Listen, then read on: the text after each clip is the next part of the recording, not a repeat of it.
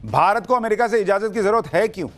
पिछले कुछ महीनों में देशवासियों ने बहुत पीड़ा के साथ देखा है कि किस तरह एक के बाद एक हर कदम पर आप ट्रंप के सामने झुक गए। मोदी जी, आखिर आपकी ऐसी कौन सी मजबूरी है जिसकी वजह से आप ट्रंप के सामने नतमस्तक हैं? आज तक भारत ने किसी भी देश के सामने इस तरह सर नहीं झुकाया। आज तक भारतीय इतिहास में कभी भी भारत का नेतृत्व इतना कमजोर नहीं रहा। अगर आपकी वाकई कोई ऐसी मजबूरी है जिसका फायदा ट्रंप उठा रहे हैं, तो भारत और भारतीय हितों की खातिर कृपया इस्तीफा दे दीजिए। पर ऐसे भारत मां का सर मत झुकाइए। सभी देशवासियों को बेहद पीड़ा हो रही है।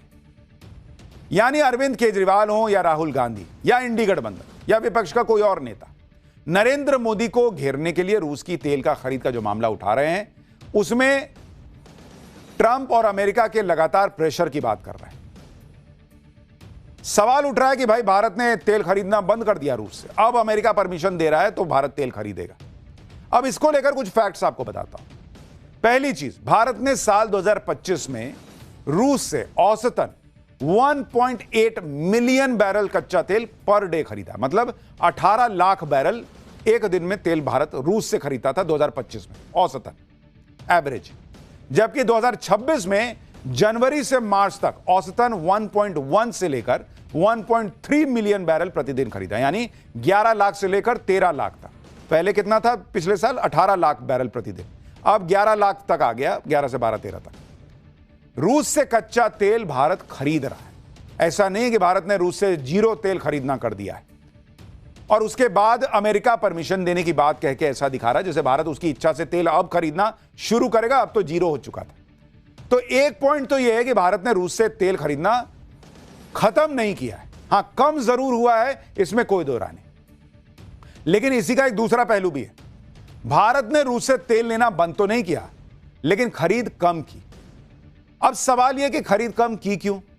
अगर आप फरवरी के आंकड़े देखें तो रूस आज भी सबसे बड़ा सप्लायर है भारत के लिए, लेकिन रूस से खरीद कम हो गई, जबकि सऊदी अरब जैसे देशों से भारत ने कच्चे तेल की सप्लाई बढ़ा दी। फरवरी में रूस से 11 लाख बैरल प्रतिदिन तेल की सप्लाई हुई औसतन, जो नवंबर 2025 के रिकॉर्ड 18 लाख बैरल प्रतिदिन से 40% कम है बॉस। यानी तेल की खरीद भारत कम कर रहा है। फरवरी में भारत के ऑयल इंपोर्ट में रूस का हिस्सा जनवरी के 23% के मुकाबले गिरकर 20% रह गया, जबकि सऊदी अरब का हिस्सा 15% से बढ़कर ऑलमोस्ट 20% पे चला गया। यानी जितना तेल हम रूस से खरीद रहे थे उसे घटाकर अब हम सऊदी अरब का तेल ज्यादा खरीदने लगे। तो भारत रूस से तेल तो खरीद रहा है, लेकिन कम तेल खरीद रहा है। अब सवाल यह है कि रूस से तेल खरीदना कम कर देना और सऊदी अरब जैसे देशों से तेल खरीद बढ़ा देना, क्या इसके पीछे कीमतों का कोई चक्कर है, डिस्काउंट का कोई चक्कर है, या फिर कुछ और मामला है? अब इसके बारे में जब हमने रिसर्च की, मीडिया आर्टिकल्स, रिसर्च पेपर्स वगैरह पढ़े, तो रूस से तेल भारत इसलिए खरीदता था क्योंकि सस्ता मिलता था। अब आज की डेट में आंकड़े क्या कहते हैं बहुत, जरा इसको देखिए, आपको समझ में आएगा कि क्या सवाल उठ रहा है और क्यों उठ रहा है। रूस का तेल अगर आप देखेंगे, रूस का तेल जो भारत खरीद रहा था, ठीक है, 2022 अगर आप देखेंगे तो औसत आपको बता, और ये मैं आपको सारे डेटा औसत बताऊंगा, ये आपको यहां पे पहले ही लिख दे रहा हूं कि 2022 में क्या हुआ। जो औसत डिस्काउंट मिला भारत को वो कितना मिला? 20 से 30 डॉलर प्रति बैरल मिल रहा था भारत को। और औसत खरीद कितनी थी भारत की? 9 लाख बैरल पर डे। यह आपको 2022 का बता रहा हूं, क्योंकि उस वक्त रूस यूक्रेन युद्ध चल रहा था, तो कोई रूस से सटना नहीं चाह रहा था। तो रूस ने कहा कि मैं आपको अच्छा डिस्काउंट दूंगा, तो 20 से 30 डॉलर प्रति बैरल छोड़ने लग गया। भारत ने 9 लाख बैरल प्रतिदिन खरीदना औसतन शुरू किया 2022 में। फिर आया 2023 का साल, 2023। उसमें क्या हुआ बॉस?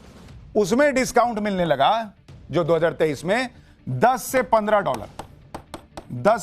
डॉलर का डिस्काउंट मिलने लगा।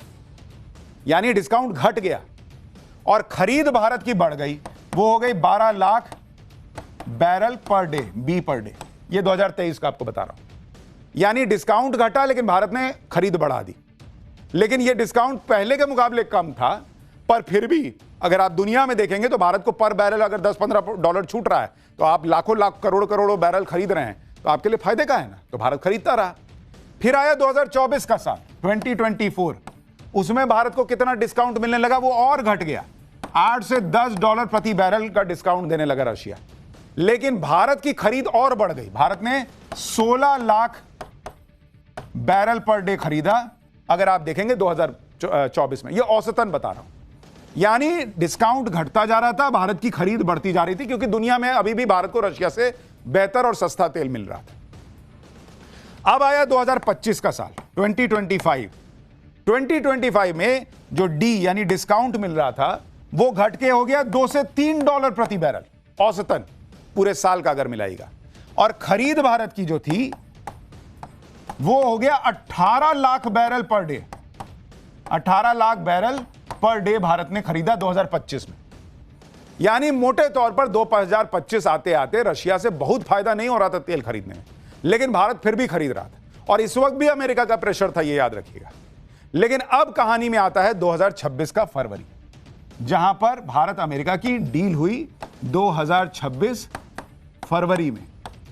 अब वहां क्या हो रहा है, 2026 के फरवरी में जो डिस्काउंट दे रहा था रशिया, वो कहा जा रहा है औसतन $4 से $10 प्रति बैरल था, लेकिन जो हमारी खरीद है वो गिरकर हो गई 11 लाख बैरल पर डे। अब इसलिए सवाल उठ रहा है कि जब आप $10 से $15 के प्रति, या 8 से 10 या $2 से $3 का भी डिस्काउंट मिल रहा था, तो 18 lakh 16 lakh barrel per day खरीद रहे थे। तो अब जब आपको $4 से $10 के बीच में औसतन उतना ही लगभग मिल रहा है, तो रशिया से तेल खरीदना कम क्यों किया भारत ने? और इसलिए मैंने कहा कि आपको इसके दो पक्ष समझने होंगे। भारत ने रशिया से तेल खरीदना खत्म नहीं किया, लेकिन सवाल खड़ा हो रहा है कि भारत ने रशिया से तेल खरीदना कम क्यों किया, जबकि अभी भी रशिया उसको डिस्काउंट दे रहा है, और लगभग उतना ही दे रहा है एवरेज तौर पे जितना वो पहले दे रहा था। और इसलिए सवाल उठ रहे हैं। इसमें आप ये भी देखिए कि रूस का तेल, सऊदी अरब का तेल और अमेरिका का तेल, तीनों की कीमतों में क्या अंतर है। अगर आप देखेंगे भारत ने रशिया से तेल लेना कम किया, तो कहां से खरीद रहा है? अगर आप फरवरी में देखेंगे, फरवरी में जो रूस से तेल भारत खरीद रहा है उसकी कीमत कितनी है? कीमत अगर आप देखिएगा, फरवरी का आपको बता रहा हूं, रूस दे रहा है $60 से $65 पर बैरल, ठीक है? ये रूस दे रहा है इस रेट पे फरवरी में, ये मीडिया रिपोर्ट्स में। तो औसतन हम कितना खरीद रहे हैं? औसत खरीद हमारी कितनी है? वो है 11 लाख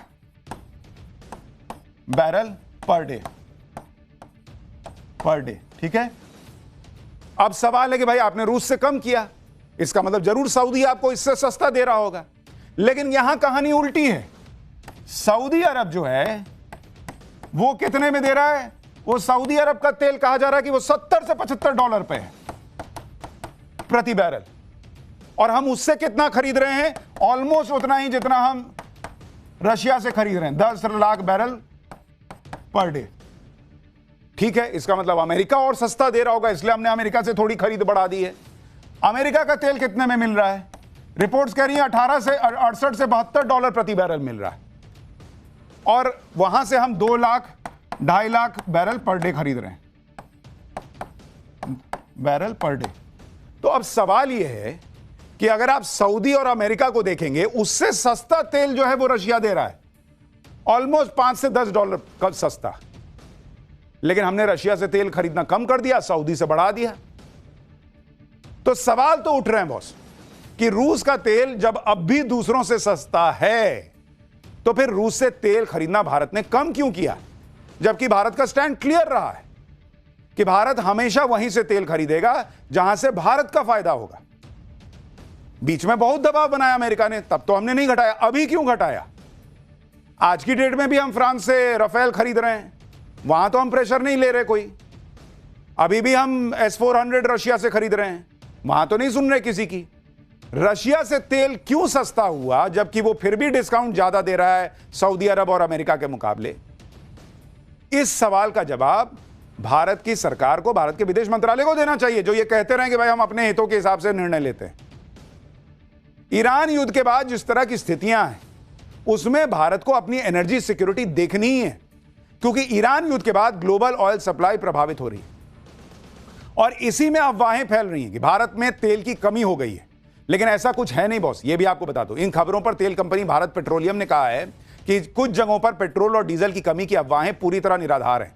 भारत में ईंधन का पर्याप्त भंडार है और आपूर्ति पूरी तरह सामान्य है। अफवाहों पर विश्वास न करें, पेट्रोल पंपों पर भीड़ मत लगाइए, सही जानकारी के लिए केवल आधिकारिक स्रोत पर ही भरोसा कीजिए। यानी भारतीय तेल कंपनी कह रही है कि तेल की कोई किल्लत नहीं है, तेल है, सफिशिएंट है, किसी अफवाह में फंसने की जरूरत नहीं। तेल संकट से निपटने के लिए भारत ने भी अपनी तैयारी कर ली। सरकार से जुड़े सूत्रों के मुताबिक स्ट्रेट ऑफ हॉर्मुज में जितना तेल फंसा है उससे कहीं ज्यादा तेल खरीद के सोर्स भारत के पास हैं। एलपीजी के मामले में भारत की स्थिति बेहद मजबूत बताई जा रही है। सभी रिफाइनरीज को एलपीजी उत्पादन के आदेश दे दिए गए। उत्पादन बढ़ाने के लिए भी व्यवस्था तैयार है। पेट्रोकेमिकल यूज में आने वाली एलपीजी का इस्तेमाल घरेलू उपभोक्ताओं के लिए किया जाएगा। एलएनजी के लिए भी नए सप्लायर खोजे जा रहे हैं। ऑस्ट्रेलिया और कनाडा से एलएनजी को लेकर बात चल रही है। सरकार ने अपनी तरफ से पूरी तैयारी कर ली है, लेकिन यह भी फैक्ट है कि अगर युद्ध लंबा चला तो सभी देश प्रभावित होंगे। और सबसे बड़ा डर तो यह है कि जिस तरह से युद्ध हो रहा है, कहीं यह न्यू नॉर्मल ना हो जाए। सुनिए रक्षा मंत्री राजनाथ सिंह ने एनर्जी सिक्योरिटी पर क्या कहा है। यदि हम स्ट्रेट ऑफ हार्मुज या पूरे पर्शियन गल्फ क्षेत्र को देखें तो यह विश्व की एनर्जी सिक्योरिटी का एक अत्यंत महत्वपूर्ण क्षेत्र है। जब इस क्षेत्र में डिस्टर्बेंस या डिसरप्शन होता है तो उसका सीधा असर ऑयल और गैस की सप्लाई पर पड़ता है। इन अनसर्टेनिटीज का सीधा प्रभाव इकोनॉमी और ग्लोबल ट्रेड पर पड़ता है। यह एक एबनॉर्मल सिचुएशन है, मैं ऐसा मानता हूं।